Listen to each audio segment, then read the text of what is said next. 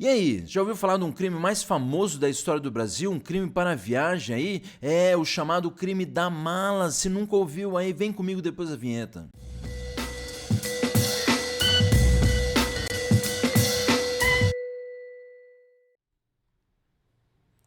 Fala, sou Lucas, seu louco, Prof. André do História em Casa nessa ondinha do saber. Você lembra que a gente vai aí de comentário histórico, mas antes de continuar, é claro, já dá o like no vídeo, se inscreva no canal se não é inscrito, ativa o sininho, também segue a gente lá no Instagram e no Facebook do Prof. André História em Casa, além de ouvir o nosso podcast no Spotify e também seguir a gente lá na plataforma roxinha. Tô meio aí perdido aí nas lives de games e tal, meio nas trevas digitais. Semana passada aí a bruxa tava solta, mas a gente já volta com tudo, mas hoje, na verdade, o comentário é sobre crime, tá nessa onda aí de crime e tal, e esse comentário é sobre o crime da mala, um dos crimes mais famosos da história do Brasil. Um crime aí que começa lá no século XX, né? O crime acontece no começo do século XX, lá em 1928, envolvendo justamente este casal aqui de italianos que se mudam para o Brasil e que ela acaba sendo vítima aí, né, de um feminicídio ou de um homicídio, como você preferir.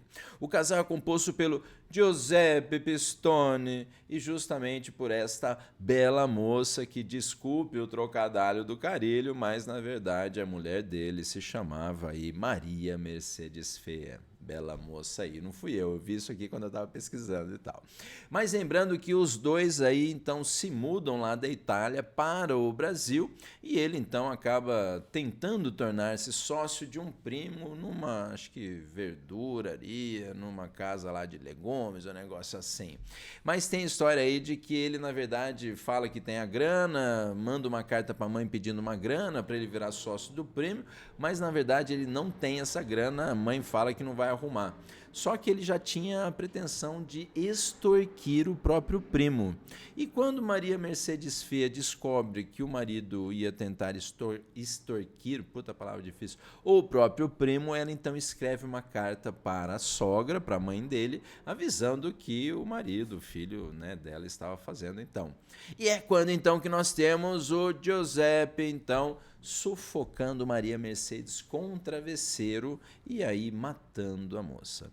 Lembrando que, na verdade, após matar a moça, ele não sabia muito bem o que fazer com o corpo, então ele tem uma brilhante ideia de justamente despachar o corpo da moça numa mala para a Europa. Olha que coisa. E vem essa ideia então de que ele decide enviar a mala, é claro, com o corpo lá, para Bordeaux, na França. Lembrando também que ele envia aí, né, essa mala, então essa bagagem mais do que especial, para um destinatário falso, um tal de Ferrero Francesco, acho que tudo italiano, por isso que eu sempre estou falando, ciao, e tal, o Giuseppe e tal.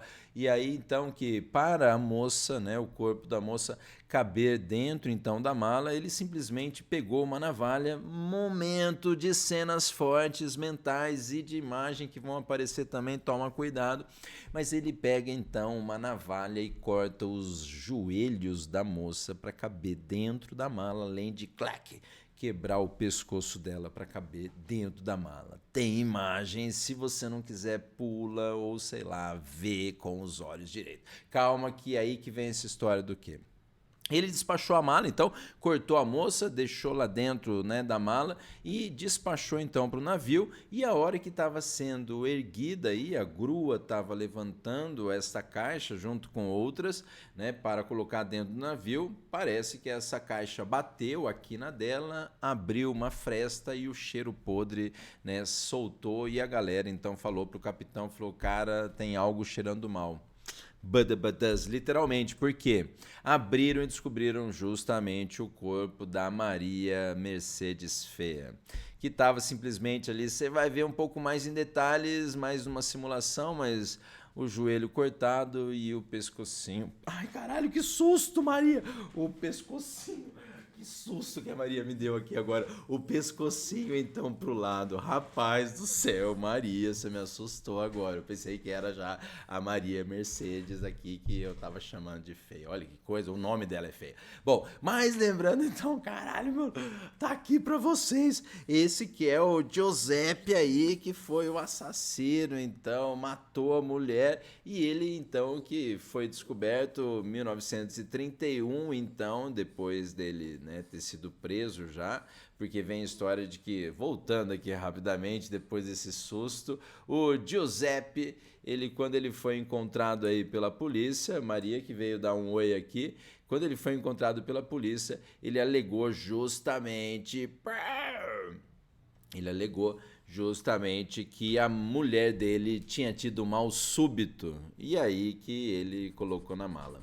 Depois, então, ele sustentou uma outra versão de que ele teria chegado na casa, encontrado a mulher dele com aí um amante, e por isso, então, que ele assassinou a mulher, sendo que o casal que alugava a casa lá para eles falou que nunca viu isso e tal, diamante e tudo mais. Então acontece essa história de que ele mesmo negando, ele acabou sendo preso, né? E aí ele, em 1931, como está ali para vocês, ele acaba sendo condenado a 31 anos de prisão.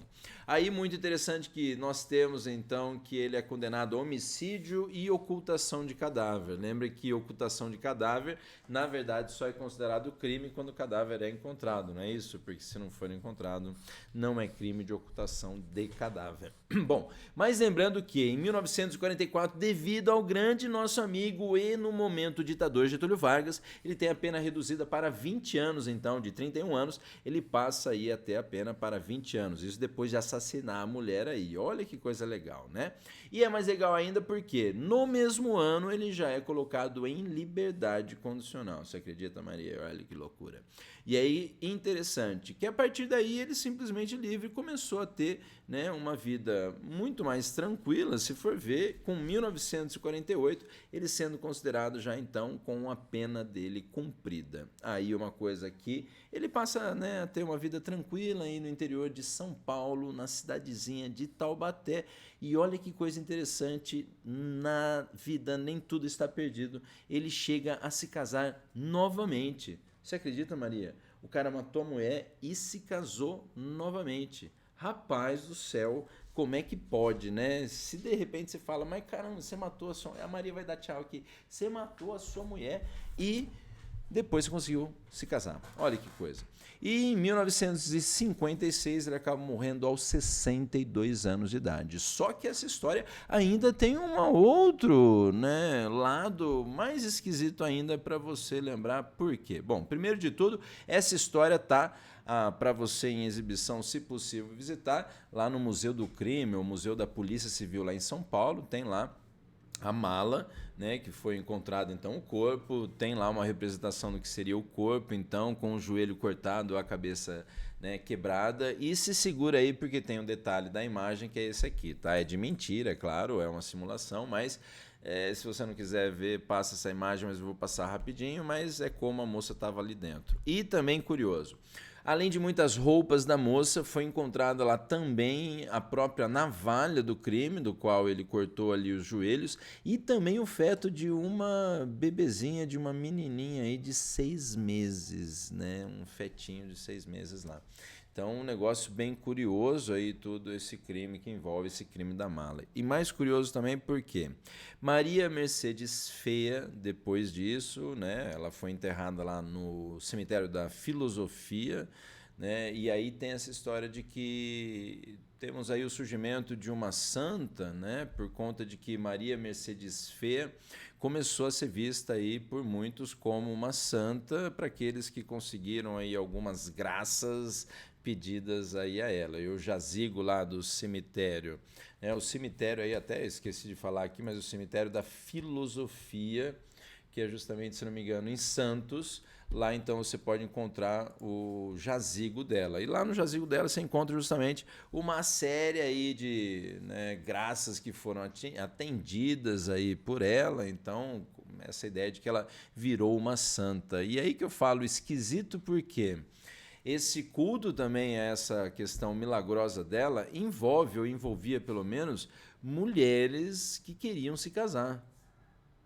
E, tipo, mulheres noivas, ou que às vezes deixavam o vestido de noiva lá para mulheres mais pobres e tal.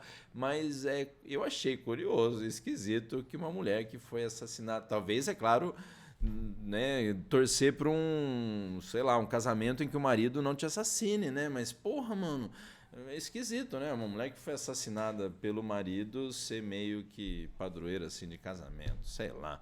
Bom, mas é isso aí. Espero que você tenha gostado do comentário. Hoje o comentário é meio mórbido, é claro, mas até porque é esquisito com essa história também de falar que a moça assassinada pelo marido ficou meio padroeira aí de casamento, mas espero que você tenha gostado. Deixa aí o seu comentário também, é claro, compartilha o canal, faz essa porra toda que eu já esqueci de falar, mas dá o like aí que é muito importante, segue a gente lá em todos os lugares, menos num beco escuro aí que eu fico com medo, né? Já viu. É isso aí, até a próxima curiosidade histórica com o Prof. André do História em Casa, né? Mas valeu!